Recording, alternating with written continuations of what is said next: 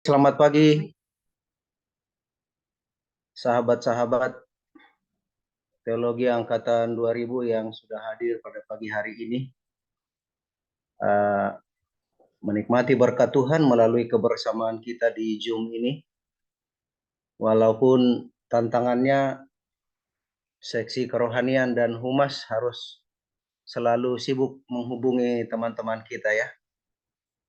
Tapi kita tetap bersyukur oleh karena kita masih boleh bertemu pada pagi hari ini. Terima kasih untuk lagu pujian yang sudah kita dengarkan, Ajaiblah Yesus Juru Selamatku. Semoga keajaiban Yesus akan menyertai kehidupan kita setiap hari, khususnya hari ini. Pelajaran kita pagi ini, firman Tuhan yang mau kita renungkan, satu pelajaran yang akan mengingatkan kita kembali di dalam kehidupan kita, pentingnya mengingat Tuhan setiap saat dalam kehidupan kita.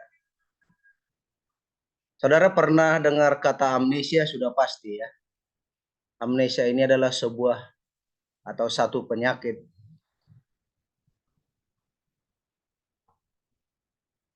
Ya, jadi penyakit amnesia disebutkan adalah sebuah kondisi di mana seseorang kehilangan ingatan.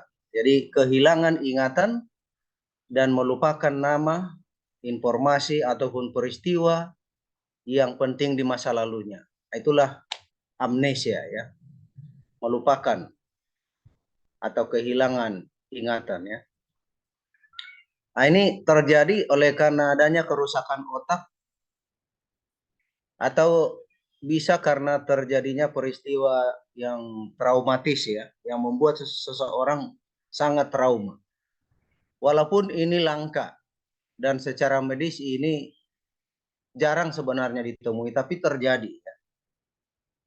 Tentu kita tidak mau bahas pagi hari ini penyakit amnesia secara medis, tapi kita belajar apa yang dikatakan oleh firman Tuhan di dalam Yeremia pasal 2 ayat 32. Apa dikatakan di sana? Dapatkah seorang dara melupakan perhiasannya? Atau seorang pengantin perempuan melupakan ikat pinggangnya? Jadi perhiasan dan ikat pinggang ini adalah alat yang sangat-sangat penting bagi seorang pengantin. Jadi kalau sampai ini lupa, bisa berantakan ini sebagai seorang pengantin perempuan khususnya ya.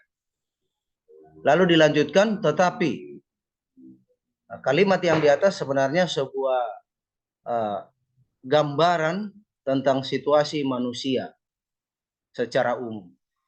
Lalu disambung di sana ada kata tetapi. Tetapi umatku melupakan aku. Ya. Kalau seorang pengantin tadi, dapatkah seorang dara melupakan perhiasannya atau seorang pengantin melupakan ikat pinggangnya? Ini sebuah pertanyaan. Seharusnya tidak dapat lupa akan hal itu. Tetapi disebutkan gambaran selanjutnya adalah tetapi umatku melupakan aku. Sejak kapan? Sejak waktu yang tidak terbilang lamanya. Artinya dari masa yang lalu sampai sekarang ini sering terjadi umat Tuhan melupakan Tuhannya. Penciptaan melupakan penciptanya. Ya. Itu sebabnya kita mau renungkan firman Tuhan dalam waktu yang singkat ini. Saya beri judul waspada amnesia rohani. Ya, kita berbicara tentang amnesia rohani, bukan amnesia secara medis ya, tapi amnesia rohani. Oleh karena fakta firman Tuhan menunjukkan umatku melupakan aku, kata Tuhan. Bagaimana kita waspada supaya jangan sampai melupakan Tuhan di dalam kehidupan kita. Jadi disebutkan amnesia rohani ini menjadi wabah bagi umat Tuhan sekarang ini. Yang berbahaya, menyebar bahkan secara masif dikatakan. Menjangkiti banyak orang percaya. Kalau saya lihat ini tidak terkecuali umat Tuhan atau hambanya ya, hamba Tuhan juga bisa saja mengalami amnesia rohani. Musa dalam 40 tahun pertama kehidupannya, bagaimana dia dari sebuah mujizat bisa hidup, kemudian diangkat menjadi putra raja, kemudian mendapat pendidikan yang tinggi, serba hebat di Mesir. Kemudian Musa dalam kehidupannya, walaupun kita tahu dia seorang yang percaya kepada Tuhan, tapi dia mengalami 40 tahun pertama kehidupan Musa ini, dia mengalami amnesia rohani sebenarnya.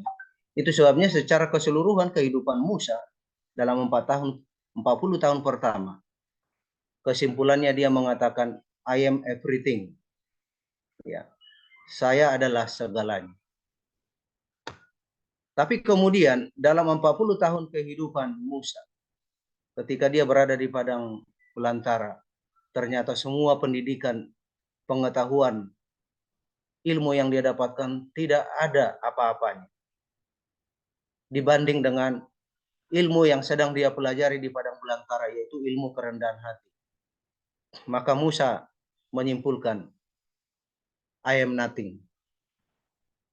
Jadi Tuhan mengatakan, saya tidak ada apa-apanya. Mulai dia kembali mengingat, kalau tadi dia amnesia ya, sekarang dia kembali normal. I am nothing, dia katakan. Lalu 40 tahun ketiga, bagaimana Tuhan menuntun kehidupannya sebagai pemimpin dan menuntun umatnya, bangsa Israel. Semakin dia sadari akan peran Tuhan di dalam kehidupannya, lalu dia mengatakan, God is everything. Ya, Tuhan adalah segalanya.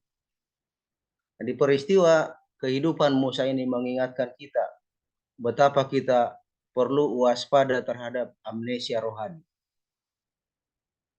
Di manakah posisi kita saat ini? Apakah kehidupan Musa di 40 tahun pertama, kehidupan Musa di 40 tahun kedua, atau sudah berada di 40 tahun kehidupan, 40 tahun ketiga dari kehidupan Musa yang mengatakan God everything. Dalam Ulangan pasal 6 ayat 10 sampai 12 dikatakan, maka apabila Tuhan Allahmu telah membawa engkau masuk ke negeri yang dijanjikannya dengan sumpah kepada nenek moyangmu, yakni Abraham, Ishak, dan Yakub, untuk memberikannya kepadamu. Jadi Tuhan adalah pemberi anugerah ya. Jadi memberikan kepadamu, kepada bangsa Israel, kota-kota yang besar dan baik diberikan, yang tidak kau dirikan. Kemudian apalagi disebutkan di sini, ada banyak hal yang lain, seperti rumah-rumah, kemudian sumur-sumur, kebun-kebun anggur, kebun zaitun yang tidak ditanami. Artinya kehidupan kita manusia ini sesungguhnya bukanlah sesuatu yang kita usahakan, tetapi sungguhnya adalah sebuah anugerah yang maha indah dari Tuhan Sang Pencipta. Maka diingatkan, dan apabila engkau sudah makan dan menjadi kenyang, maka berhati-hatilah supaya jangan engkau melupakan Tuhan yang telah membawa kamu keluar dari tanah Mesir, dari rumah perbudakan. Saya percaya bahwa masing-masing kita saat ini sudah meninggalkan tanah Mesir, sudah berada di tanah Kanaan. Pencapaian mungkin secara akademik, pencapaian secara pelayanan, kita bukan lagi di Mesir, tapi sudah di tanah Kanaan. Tapi disebutkan di sini, hati-hatilah dan waspada. Apabila kamu telah makan dan menjadi kenyang, hati-hatilah supaya jangan engkau melupakan Tuhan. Sadarkah kita, teman-teman sekalian, kadangkala kenikmatan hidup membuat kita lupa kepada Tuhan. Kemakmuran hidup seringkali membawa kita lupa kepada Tuhan.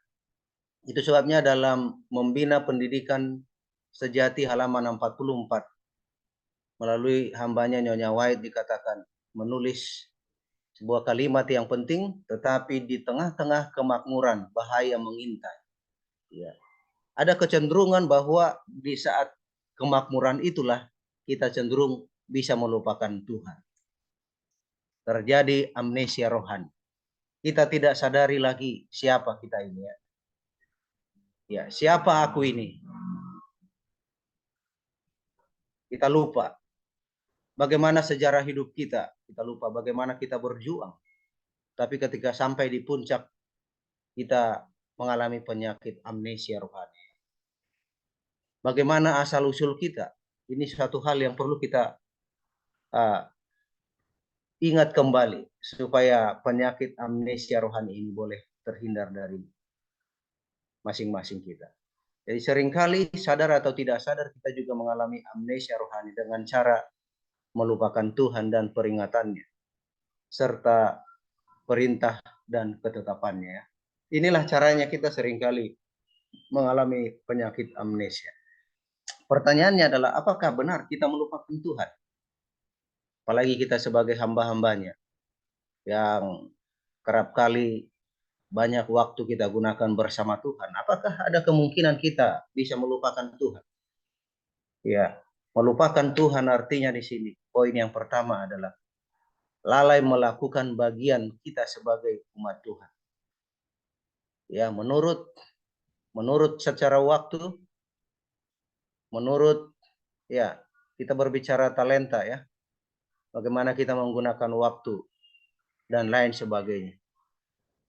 Kadang-kala kita melupakan Tuhan dengan lalai oleh karena banyak hal, kesibukan dan lain sebagainya.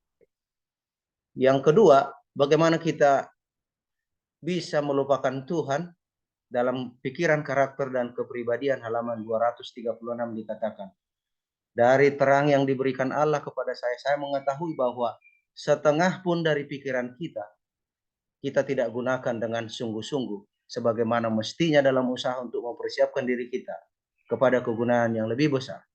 Jadi ketika saya tidak memaksimalkan potensi yang ada pada diri saya, pikiran saya, pelayanan saya, perbuatan saya tidak maksimal, sesungguhnya saya sedang lalai dan saya sedang melupakan Tuhan. Saya sedang terkena penyakit amnesia rohani. Itu sebabnya dinasihatkan kepada kita waspada terhadap penyakit amnesia rohani ya. Kita mau belajar dari teladan Daud dalam Mazmur 116 ayat 12. Bagaimana dia dalam hidupnya mengasihi Tuhan. Ya, dia terhindar dari amnesia ya dalam firman yang kita baca ini. Kemudian dia seorang yang selalu datang kepada Tuhan, berseru kepadanya. Ya. Jadi mengasihi Tuhan ada hubungan yang dekat dengan Tuhan, lalu dia selalu berseru kepadanya. Yang ketiga yang tidak kalah penting, mempersembahkan korban syukur. Ya, korban syukur. Artinya bersyukur bukan hanya sekedar sebuah kalimat ucapan syukur, tapi ada pengorbanan di sana. Apakah itu korban materi dan lain sebagainya. Kemudian menyerukan nama Tuhan. Ini berbeda dengan nomor 2, berseru kepadanya. Menyerukan nama Tuhan ini lebih kepada memasyurkan, memberitakan kepada orang lain. Ya, inilah hal-hal yang boleh dilakukan oleh Daud dalam kehidupannya, bagaimana dia supaya jangan sampai amnesia rohani. Tentu ini juga menjadi pelajaran renungan bagi kita pada pagi hari ini.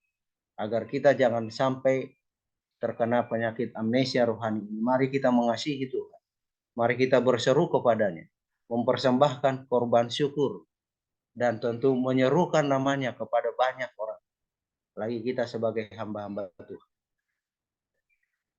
3 pelajaran dari pengalaman iman pemazmur ini adalah bagaimana kita menyadari hakikat hidup kita ini adalah sebuah anugerah.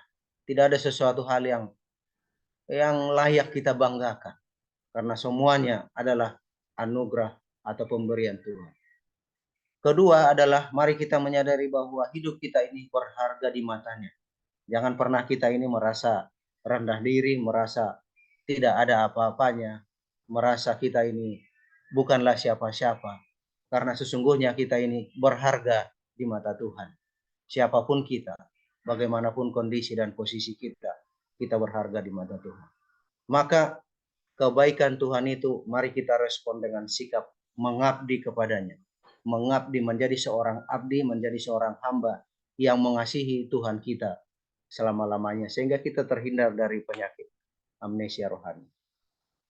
Satu pelajaran lain dari Lukas pasal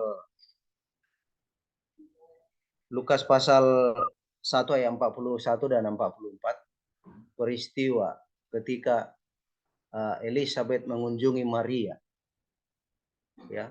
Dan ketika Elizabeth mendengar salam Maria, dikatakan melonjaklah anak yang di dalam rahimnya, dan Elizabeth pun penuh dengan Rohul Kudus. Sebab sesungguhnya ketika salammu sampai kepada telingaku, katanya, anak yang di dalam rahimku melonjak kegirangan.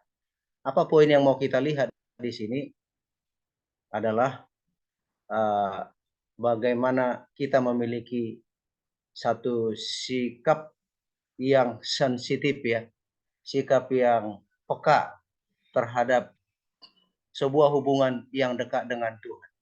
Bayangkan bayi yang dalam kandungan ketika mendengar salam dari Maria, bayi yang di kandungan Elizabeth itu melonjak. Ini sebuah sikap yang sensitif, sikap yang peka, ya, terhadap panggilan Tuhan. Jadi sifat ini perlu kita miliki dalam kehidupan kita untuk kita boleh terhindar dari sikap amnesia rohani. Harus sensitif di dalam kehidupan kita. Bagian terakhir kita lihat sebuah hal yang kita boleh diingatkan di dalam sejarah para nabi halaman 215. Waktu kita, talenta, harta kita haruslah diserahkan kepadanya. Serahkan kembali kepada Tuhan. Jikalau suatu kelepasan yang istimewa telah diadakan untuk kita, mari kita mengakuinya kepada Tuhan, menyatakan syukur, dan memberikan pemberian serta persembahan untuk pekerjaan. Teman-teman sekalian, apapun anugerah yang boleh kita nikmati hari ini, pemberian Tuhan, mari kita kembalikan itu kepada Tuhan sebagai sebuah ucapan syukur kepadanya. Siapalah aku ini? Bagaimana asal-usul saya? Ini perlu kita ingat selalu untuk kita datang kepada Tuhan penuh dengan ucapan syukur. Jadi sebagaimana kita senantiasa menerima berkat Allah, demikian juga senantiasa kita harus selalu memberikan kepada Tuhan lewat umat-umatnya. Kesimpulannya, aku hendak mengingat perbuatan-perbuatan Tuhan. Ya, aku hendak mengingat keajaiban-keajaiban-Mu dari zaman purbakala. Inilah doa dari Raja Daud dalam Mazmur 77 ayat 11. Semoga menjadi doa kita pada pagi hari ini untuk kita boleh terhindar dari penyakit amnesia rohani. Tuhan Yesus memberkati kita. Amin.